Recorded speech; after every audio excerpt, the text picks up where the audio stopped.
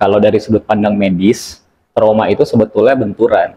Nah, maka kalau saya pribadi lebih suka mengartikan trauma itu sebagai rekaman data. Kalau saya meyakini gini, otak manusia itu tidak didesain untuk bisa lupa, kecuali ada kerusakan di otak. Nah, dalam perjalanan hidup, pengalaman kita itu kan tidak hanya yang menyenangkan, tapi ada juga yang mungkin menyebalkan, mungkin menyakitkan gitu kan. Contoh kayak misalnya KDRT, atau bukan KDRT-nya sih, tapi lebih ke arah, itu istilah kalau anak zaman sekarang tuh, gaslighting.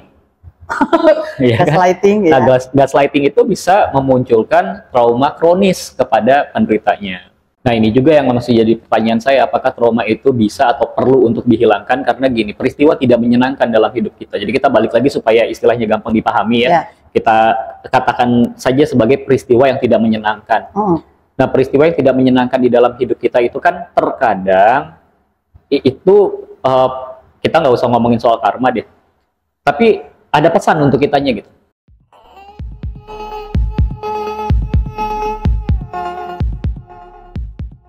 Nah, ini kan berarti apa namanya, kalau tadi kan ada yang akut itu kan kita bisa belajar untuk menghandle sendiri. Nah, misalnya kalau yang seseorang udah dalam kondisi kronis dan kemudian kompleks, tapi dia tidak mampu untuk mencari seseorang yang membimbing atau ke terapis atau psikolog, itu gimana caranya dia bisa setidaknya belajar untuk mengelolanya sendiri? Apa susah atau memang harus ada bantuan orang lain? Gini, kita itu punya mode proteksi di dalam diri. Biasanya kalau ada satu peristiwa yang sudah begitu menyakitkan, kita nggak mampu untuk menghandle itu sendirian. Karena si mode proteksi itu dia akan apa ya istilahnya tuh, kayak misalnya gini deh, saya mengalami satu peristiwa tidak menyenangkan, terus Teh Asri ngasih nasihat ke saya, kamu tuh harusnya begini, kan saya belum tentu bisa terima. Paling jawaban saya, lu nggak ngerti apa yang, ya gitu kan ya.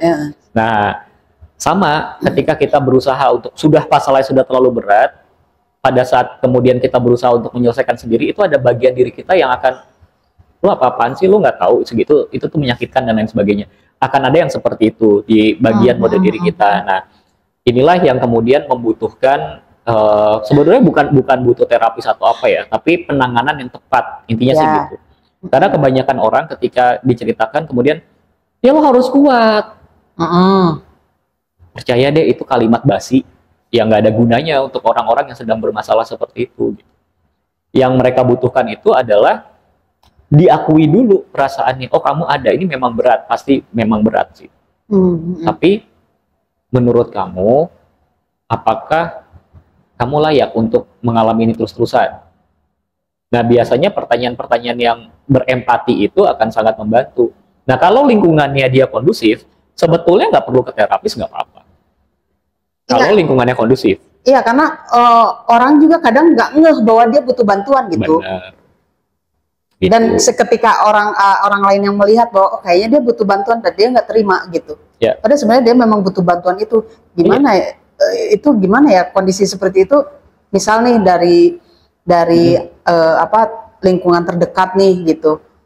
Pendekatannya gimana ya untuk menyadarkan bahwa dia tuh memang butuh bantuan gitu. Kadang kan malu atau gengsi atau mungkin bahkan nggak ngeh sama sekali gitu. Iya, inilah dibutuhkan empati. Jadi kalau dia tidak, tanda kutip ya, kalau malu dan gengsi itu kan berarti dia merasa dia tidak perlu bantuan. Nah, kalau yang ini biasanya ketika dia dapat empati dari masyarakat atau dari lingkungan terdekatnya, biasanya sih dari orang-orang terdekat, dia akan lebih terbuka. Dia akan lebih menyadari bahwa oh iya, saya memang butuh dibantu. Kalau dia dapat empati. Nah, tapi kalau memang dia tidak merasa dirinya bermasalah sehingga dia tidak butuh bantuan, nah ini nggak bisa ditolong. Karena prinsipnya kita tidak bisa menolong orang yang nggak mau ditolong. Iya, betul sih. Iya. Nggak bisa menyembuhkan kalau orang itu nggak mau sembuh. Iya, sama aja kayak orang pilek aja. Orang pilek pergi ke dokter yang paling jago di Indonesia, terus kemudian dikasih obat, tapi nggak diminum, disuruh istirahat, nggak mau istirahat, disuruh makan sehat, nggak mau makan sehat, sembuh gitu pileknya? Enggak. Gitu. Tapi dengan cara bukan berarti dia mencari empati ya. Maksud saya orang lain yang melihat bahwa ada sesuatu yang harus ditangani gitu dari dirinya gitu, bukan dia yang mencari empati orang atas kondisinya dia sendiri. Itu beda ya, beda cerita. Jadi kalau orang yang seperti itu dia bukan mencari empati, dia mencari validasi. Balik lagi beda. Validasi itu. Dia mencari validasi. Iya, soalnya sekarang banyak itu, Coach. Jadi kayak apa ya, orang itu bisa gitu ya, bikin rekaman dia sedang nangis atau apa, kemudian diposting gitu kan. Itu beda dengan, mungkin itu bukan sejenis dia mencari empati karena trauma yang dialami mungkin ya. Iya, meskipun ada, ini saya nggak tahu sih bener atau enggak ya, karena saya sebetulnya nggak punya kompetensi untuk ngomong itu ya, tapi dari beberapa cerita yang pernah didengarkan, katanya kalau bipolar itu memang ada dorongan untuk melakukan itu. Ya contoh kayak ada dulu artis ya. Jadi diekspos gitu? Tapi bukan karena dia pengen seperti itu gitu. Nah saya nggak tahu, tapi banyak cerita yang seperti itu. Ini mah butuh mungkin psikolog klinis yang menjawab gitu. Dalam artian kalau dia nggak ngeh dong berarti kalau gitu dengan dia nggak ngeh, hanya impuls aja, impuls bahwa dia mau melakukan itu gitu. Ada yang seperti itu, tapi ada juga yang kalau kita levelannya masih ngomongin trauma, luka batin dan lain sebagainya, itu biasanya yang bersangkutan akan menganggap ini sesuatu yang memalukan untuk diceritakan. Nah makanya membutuhkan empati dari orang terdekat sehingga dia mau terbuka. Nah kalau profesional, sharing betul. Gitu. Kalau profesional kan memang sudah dilatih untuk itu. Kita dilatih untuk active listening, kemudian kita juga dilatih untuk memberikan empati kepada orang yang sedang bercerita, tidak menghakimi dan lain sebagainya, sehingga mereka akan lebih cepat untuk terbuka. Nah tapi kalau katakanlah misalnya gini, meskipun kalau sekarang kejiwaan juga udah bisa pakai BPJS sih, jadi nggak ada alasan sebetulnya gitu untuk akses susah dan lain sebagainya. Psikolog udah banyak, psikiater udah banyak, hipnoterapis apalagi di Bandung aja setiap pengkolan ada hipnoterapis kan. Masa sih? Iyalah. Kok kayak tukang cuanki? Bandung itu kan sudah berubah, kalau dulu katanya Bandung kota kembang, sekarang Bandung itu kota hipnoterapi. Di mana-mana ada hipnoterapi, layanan hipnoterapi. Gitu ya? Artinya akses itu sudah banyak. Tinggal bagaimana kitanya. Tergantung kitanya aja. Mau kitanya punya kesadaran nggak untuk memperbaiki diri kita sendiri, itu yang paling penting. Ya itu masalahnya kan orang kadang nggak ngeh gitu. Dia butuh bantuan gitu. Betul. Sebenarnya. Nah itulah makanya membutuhkan empati. Biasanya kalau sebenarnya bukan gini, orang yang bermasalah pasti tahu kok dia bermasalah. Hanya kadang-kadang dia malu untuk membicarakan karena dia takut penghakiman orang lain terhadap dia. Berarti sebagian besar sih orang menyadari ya bahwa ada sesuatu yang nggak beres gitu di dirinya gitu, tapi dia tidak mau mengungkapkan itu semua. Jadi dia berusaha menutupi. Padahal sebenarnya trauma itu makin jadi mungkin jadi kronis mungkin nantinya gitu. Iya betul. Gitu. Jadi memang sudah saatnya, ini kan kita udah bulan September udah akhir ya. Nah, bulan Oktober itu sudah masuk ke bulan kesehatan jiwa dunia. Jadi, ya gunakanlah kesempatan itu untuk Indonesia tuh bangkit dari keterpurukan mental gitu sebetulnya. Nah, itu tadi kalau misalnya orang yang punya trauma mendalam, sebutlah udah dalam kondisi kronis itu, kemudian dia tidak meminta bantuan pada psikolog atau yang membimbing gitu. Apakah perilakunya dia itu dalam keseharian itu bakal berdampak sama yang lain? Itu gimana ya? Oke, jadi gini. Manusia hidup untuk apa sih? Manusia hidup itu untuk apa? Jangan bilang untuk beribadah ya. Untuk hidup, untuk menikmati hidup. Oke, menikmati hidup itu berarti apa yang diinginkan? Apa yang dicari? Nggak ada yang dicari sih sebenarnya. Yakin nggak ada yang dicari? Kalau nggak ada yang dicari berarti udah tinggal menunggu kematian. Iya juga sih. Kan kalau kita meyakini bahwa hidup adalah sebuah perjalanan, maka hidup itu juga sebuah pencarian sebetulnya. Tapi apa yang kita cari? Saya rasa semua orang akan sepakat untuk mengatakan bahwa kita ingin hidupnya bahagia. Ada yang mengatakan bahagia itu tanpa syarat. Mungkin benar. Tapi saya tidak meyakini hal itu. Karena untuk saya pribadi, bahagia ada syaratnya. Syaratnya cuma 2. Apa tuh? Kita harus sehat. Ada gitu orang yang nggak sehat hidupnya bahagia? Enggak. Ya, nggak ada ya. Dan hidup kita bermakna. Makanya kita selalu diajarkan untuk berlaku guna, supaya kita punya makna dalam hidup. Gitu. Nah, berbicara soal sehat, sehat itu kan bukan hanya sekedar gak sakit, tapi sehat itu meliputi ada 5 aspek dalam kehidupan. Kita harus sehat secara fisik, kita perlu sehat secara emosi, relasi juga harus sehat, kemudian finansial apalagi harus sehat, dan terakhir spiritualnya juga harus sehat. Aduh, aspeknya banyak juga ya. Nah, ada kelima itu. Nah, pada saat seseorang mengalami luka batin, dan dia menyimpan itu sebagai rekaman data yang terus dia putar seperti kaset rusak di dalam pikiran dia, maka kelima aspek ini akan berantakan. Fisik akan terganggu, kemudian emosi pasti nggak stabil, hubungan apalagi, karena biasanya kalau orang yang seperti itu akan menjadi orang yang menyebalkan. Bukan sebetulnya dia ingin menyebalkan, tapi itu adalah sebuah bentuk kompensasi dari apa sesuatu yang dia nggak bisa ungkapkan. Dan dia tidak bisa tangani sendiri. Gitu. Sama kayak anak kecil lah, ketika anak kecil belum bisa ngomong dengan lancar, itu kan orang tuanya banyak yang, aduh sebel banget nih. Ngomong apa gitu. Ngomong apa sih? Si anak lebih nggak ngerti lagi dia maunya apa gitu. Karena kan dia belum, artikulasinya belum bagus, dia belum bisa mengungkapkan apa yang ada dalam pikiran dia, sehingga yang muncul itu adalah perilaku marah lah, tantrum, dan lain sebagainya gitu. Nah, sama, peristiwa itu sama gitu. Nah, jadi kita perlu melihat di situ. Nah, yang terhambat itu di 5 aspek ini. Pasti akan terhambat. Kenapa? Karena ingat bahwa pengalaman di masa lalu itu adalah guru yang baik. Bahkan dikatakan guru terbaik. Contoh misalnya gini, kita nggak usah ngomongin trauma yang berat-berat ya. Biasanya orang kalau ngomong trauma itu kaitannya selalu dengan gempa bumi lah, kecelakaan, pembunuhan, pemerkosaan, dan lain sebagainya. Kita bicarakan sederhana. Ada seorang anak, SD katakanlah, kemudian diminta untuk tampil di depan kelas. Katakanlah mengerjakan soal matematika. Kemudian dia salah mengerjakan, diketawain oleh teman-teman sekelasnya. Itu sudah bentuk trauma sebetulnya. Oh, pernah ngalamin tuh. Gitu ya. Nah, kalau itu nggak diberesin, apakah dia akan bermasalah? Belum tentu. Kalau sepanjang hidupnya ketika dia pulang, dia cerita sama ibunya, kemudian ibunya penuh dengan penerimaan, mengatakan, nah nggak apa-apa, manusia itu nggak harus sempurna. Ibu bisa paham kok, kalau sesekali, kan kamu baru kali ini maju. Mungkin kamu sebenarnya udah tahu jawabannya, tapi ketika kamu maju, kamu merasa malu jadi salah. Ibu bisa paham, nanti lain kali bisa kita perbaikin dan lain sebagainya. Maka selesai di situ, karena dia merasa bahwa, oh tadi saya ditertawakan, tapi sekarang saya mendapatkan sebuah kebangkitan atau sebuah penghiburan dari orang terdekatnya, yaitu dari ibunya. Nah, tapi apa yang terjadi misalnya anaknya cerita, terus ibunya bilang, nah itu makanya mama udah bilang kamu belajar, kamu nggak pernah mau denger, wah malah lebih panjang lagi ceritanya. Nah, maka kemungkinan yang terjadi ketika dia dewasa, dia diminta tampil untuk di depan umum, dia nggak akan mau. Dia nggak akan mau. Gitu.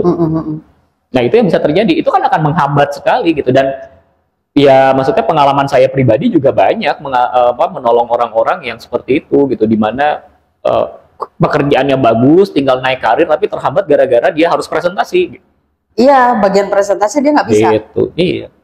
Gugup lah, segala macam lah. Iya. Takut ditertawakan juga gitu. Seperti itu, karena dulunya sudah ada rekaman. Nah, di sininya, di kehidupan kita yang sekarang, itu kan menghambat. Tapi sebetulnya kenapa menghambat? Karena si mode yang dipermalukan itu. Katakanlah kalau sekarang orang-orang itu suka pakai bahasa yang canggih-canggih ya. Inner child-nya sedang muncul untuk melindungi seorang ini supaya jangan ditertawakan lagi. Nah, jadi sebetulnya tujuannya baik. Nah, hanya perilaku yang munculnya merugikan. Nah, itu yang bisa terjadi. Jadi memang nggak usah malu gitu. Jadi pengen ketawa. Seperti yang nanya juga nggak mau masuk frame, apakah itu masuk ada trauma juga ya? Bisa jadi, asal jangan ada video bocor aja. Terus itu Kak, apa sih? Apakah ada sih teknik relaksasi nih untuk membantu meredakan efek trauma itu? Misalnya dengan aromaterapi atau mendengarkan bunyi-bunyian tertentu gitu. Apa aja sih teknik yang sederhana sih sebenarnya ya kalau kayak gitu untuk membantu itu meredakan efek trauma? Iya, jadi gini, kalau kita bicara soal penanganan, berarti kan ini masuk penanganan nih. Kita masuk ke penanganan itu ada dua pendekatan. Pendekatan yang secara langsung dan pendekatan yang secara tidak langsung. Kalau teknik relaksasi dan lain sebagainya secara langsung itu tidak akan meredakan trauma. Tapi secara tidak langsung dia bisa membantu. Nah, jadi kita bicara yang nggak langsung aja ya.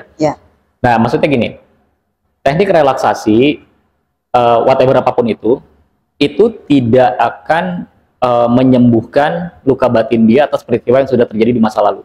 Karena peristiwa yang terjadi di masa lalu itu perlu dimaknai dulu. Ya. Baru dia bisa lepasin itu ya. Jadi tahapannya kita udah pernah ngobrolin, jadi lihat aja di podcast yang sebelumnya. Nah, kemudian ketika apa namanya tadi yang secara tidak langsung itu dia tapi gini, pada saat kita pikirannya tenang, pada saat kita pikirannya rileks, pikiran kita jernih, maka kita akan tahu solusinya apa. Nah, itu yang secara nggak langsung bisa membantu. Tapi kalau secara langsung, misalnya, karena gini, saya nggak mau ada orang yang kemudian, oh saya sedang mengalami habis ditipu orang, ya udahlah, saya relaksasi aja, jamin pasti nggak lama ditipu lagi. Karena dia tidak memetik pelajaran dari situ kan, tidak mendapatkan pemaknaan gitu. Nah, tapi dengan teknik relaksasi yang dilakukan secara rutin, apapun itu ya, nah ini akan meredakan gelombang otak, karena pada saat kita relaksasi itu kan gelombang otak kita akan turun ke gelombang yang lebih tenang. Nah, pada saat gelombang otak kita tenang, maka segala solusi itu akan muncul. Oh, saya ternyata bisa loh melakukan ini. Ternyata saya bisa melakukan ini. Oh, ternyata yang terjadi itu saya memang di luar kendali saya nggak bisa bikin apa-apa, tapi hidup saya sekarang kan dalam kendali saya. Apa yang mau saya lakukan itu bisa muncul melalui teknik-teknik relaksasi. Nah, termasuk juga ada frekuensi suara tertentu yang bisa menurunkan gelombang otak ke gelombang yang lebih tenang. Karena biasanya kalau kita pakai alat ukur EEG itu tuh orang diajak untuk mengakses traumanya lagi, itu pasti gelombang otaknya berantakan. Karena dia akan naik tinggi banget, mungkin di atasnya beta gelombangnya gitu. Katanya pada saat dia relaksasi atau dia mendengarkan bunyi-bunyian tertentu dengan frekuensi tertentu, gelombang otaknya akan turun ke gelombang yang lebih tenang. Nah, pada saat dia tenang, itulah solusi muncul semuanya. Tapi kan nggak cukup sekali ya? Nggak cukup sekali. Itu harus rutin gitu? Harus rutin dilakukan. Kalau bisa setiap hari dilakukan, itu lebih baik. Bukan berarti nggak bisa ya, saya nggak mau mengatakan bahwa nggak bisa. Karena kalau dibilang nggak bisa, dulu zamannya belum ada psikiater, zamannya belum ada psikolog, zamannya belum ada hipnoterapis, dah orang-orang itu pakai apa? Iya. Dan tantangannya juga, kalau sekarang kita tantangannya cuma di mental, zaman dulu kan tantangannya mati orang tuh. Yang dilawan mamut. Iya kan? Iya benar. Binatang buruannya sebesar-besar itu gitu. Ya resikonya itu kan tantangan mereka. Gimana cara mereka melepaskan itu? Kan belum ada konselor zaman itu. Iya, tapi justru kayaknya lebih berat sekarang tantangannya, Coach. Nah, kaitannya sama mental. Itu yang kita sudah pernah obrolin. Karena kalau orang zaman dulu itu dia selalu punya dua mode. Mode fight or flight pada saat dia berburu, dan mode rest and digest pada saat dia beristirahat. Nah, orang modern sekarang itu flight or flight-nya 24 jam. Karena sampai rumah masih mikir lagi, anjing, orang tadi ini ada apa deadline lah, ada pekerjaan yang harus dilakukan besok dan lain sebagainya. Jadi badan kita itu tidak pernah berada dalam mode rest and digest. Gak heran banyak yang kemudian menjadi stres. Nggak diajak istirahat badannya ya, tanpa menyadari gitu, pada badan juga capek. Betul, gitu ya. Habis itu mereka mengatakan saya harus healing, habis itu dia pergi ke liburan entah kemana pakai uang dari pinjol. Sudah lah, pulangnya nambah lagi masalahnya. Pulangnya nambah masalah. Aduh, bayar utang nih. Iya, beserta bunga-bunganya yang nggak masuk akal. Berarti itu termasuk dengan teknik pernapasan juga dong? Termasuk. Jadi semua teknik itu pasti ada gunanya, tapi kita nggak bisa mengatakan secara langsung. Karena kalau yang secara langsung itu membutuhkan sebuah pemaknaan, membutuhkan sebuah pendekatan, itu panjang prosesnya. Tapi bukan berarti kemudian teknik relaksasi, olahan nafas, dan lain sebagainya itu tidak bisa membantu. Sangat membantu sekali, tapi ingat, dia tidak membantu secara langsung. Jadi olahan nafas, contohnya, olahan nafas kalau benar gelombang otak pasti turun. Level energi pasti naik. Berarti apa? Mode badan kita cukup untuk menghadapi itu energinya gitu.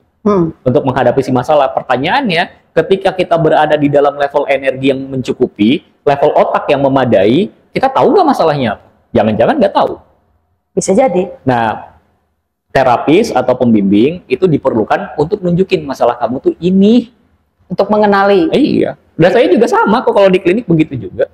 Jadi setelah udah tahu nih masalahnya di sini ya, ini sumber masalahnya di sini, yang diajarin apa? Ya olahan nafas untuk membangkitkan level energinya dia. Gitu. Nah, ketika level energi sudah memadai, ya baru kemudian dibimbing untuk pelan-pelan melepaskan. Nah, prosesnya begitu. Gitu, nah, tapi tidak bisa diklaim bahwa oh ini olahan nafas A. Kalau sekarang ada yang mengklaim begitu, ya menurut saya kurang tepat sih.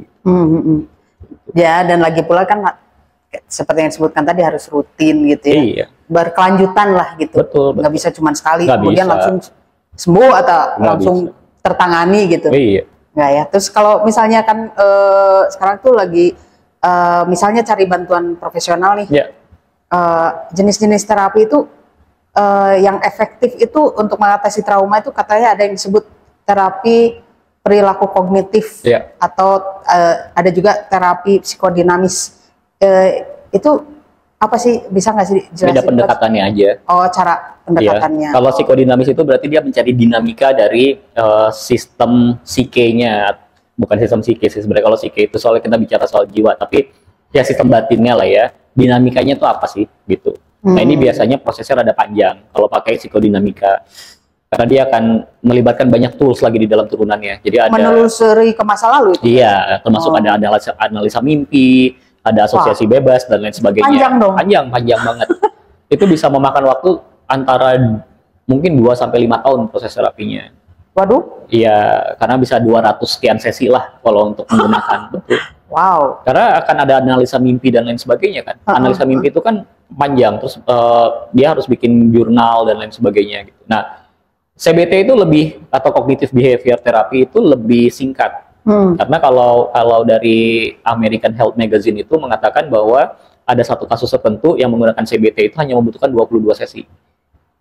Gitu. Jadi pilihannya banyak sebetulnya, tinggal tergantung sukanya yang mana. Apakah kemudian gara-gara psikodinamika itu membutuhkan sesi yang panjang jadi nggak bagus? Bukan. Tergantung orangnya lebih cocok yang mana. Ada klien-klien yang memang cocoknya jangka panjang. Tapi ada klien-klien juga yang cocoknya ya udahlah yang pendek aja sesinya gitu. Ada yang seperti itu. Tergantung kebutuhan setiap orang. Itu artinya kan terapi itu mungkin ada bagian dari terapi itu yang bertujuan atau berfungsi untuk mengubah pola pikir negatif dari semuanya yang terkait dengan trauma ya. Itu pendekatannya pasti beda-beda. Pendekatannya beda, tapi tujuannya sama, supaya kita bisa memaknai peristiwa yang sudah terjadi, sehingga peristiwa itu nggak menghantui lagi sekarang. Ya, ternyata seru juga ya ngomongin trauma. Tapi kalau mau diobrolin lebih jauh sih kayaknya kita di lain waktu aja ya. Iya, di lain waktu aja karena durasinya nggak. Ada nggak sih saran secara umum lah untuk orang yang memiliki trauma tertentu ya, di mana dia pengen mengatasinya, menanganinya sendiri gitu. Sebenarnya tadi udah disebut ya. Jadi ada banyak upaya yang bisa dilakukan mandiri di rumah, dari mulai belajar relaksasi, meditasi, samadhi, menekung, terus kemudian olahan nafas, mendengarkan suara-suara alam, mendengarkan suara brainwave, gelombang, entertainment dan lain sebagainya. Itu banyak sekali, itu bisa dilakukan di rumah. Tadi kita udah sebutin, mungkin lebih ke arah pencegahan. Jadi lebih enak untuk kasih, karena mencegah itu lebih murah daripada mengobati kan ya.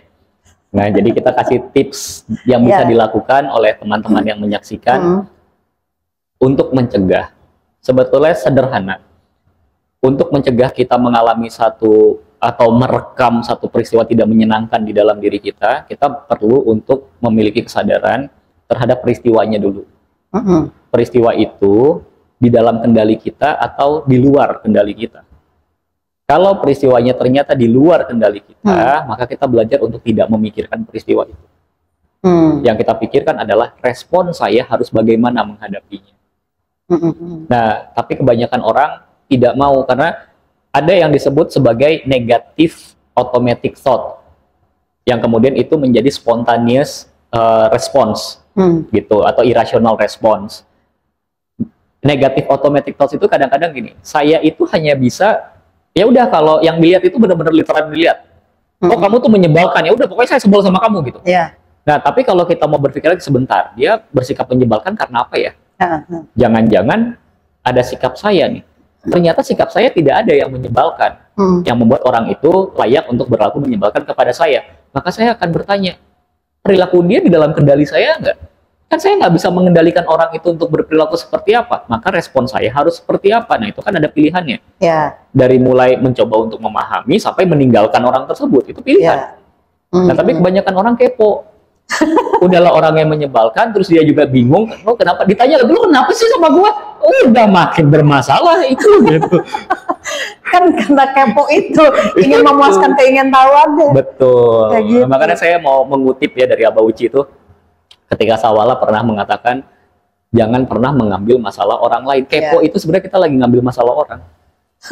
Gitu. Jadi nggak usah kepo. Nggak usah kepo kalau kita mau punya ketenangan batin. Ya jangan kepo. Terus kemudian sadari bahwa tidak semuanya itu berada dalam kendali kita. Oke. Gitu.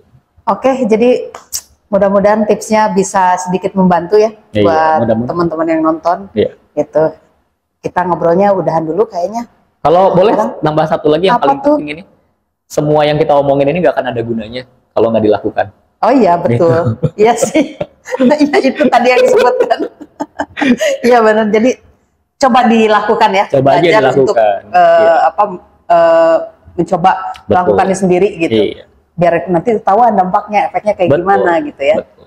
Ya udahlah kalau gitu. Terima kasih Coach. Batagor sudah menunggu. Mari kita makan dulu. Hatur nuhun, sampurasun. Sampai selahayu.